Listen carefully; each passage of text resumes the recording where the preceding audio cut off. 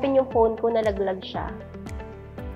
Nung una, konti lang siya hanggang sa habang tumatagal, kumakalat siya hanggang natakot na niya yung buong screen ko.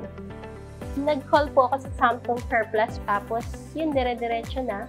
Kinompute nila nasa around 20K yung gagastusin ko. Tapos, kinover siya lahat ni Samsung Care Plus. As a businesswoman and a new mom, I use my phone very frequently. One day nasira yung phone ko. Nakita ko na lang may crack muna. Tapos I initially ignored it. Tapos nung dumami na yung crack dito, naging black na siya.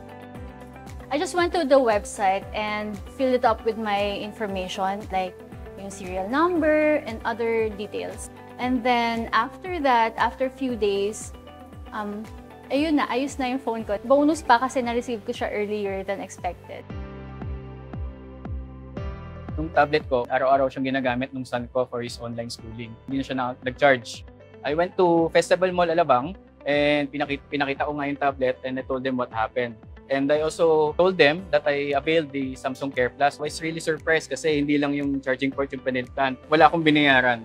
I was really satisfied. Thankful ako kasi may Samsung Care Plus yung device ko. Wala akong ginastos sa pagpapagawa ng device. May enjoy niyo yung paggamit ng device kasi naka-Samsung Care Plus. Akala ko dagdag gastos yung Samsung Care Plus. But after having a smooth transaction, sulit siya, worth it siya. I can use my phone to its full extent without worries. Thanks to Samsung Care Plus. I would really recommend it sa mga bibili ng bagong devices. So dahil doon, I can easily trade in the tablet later kung gusto ko mag-upgrade. Thanks to Samsung Care Plus, my tablet is as good as new.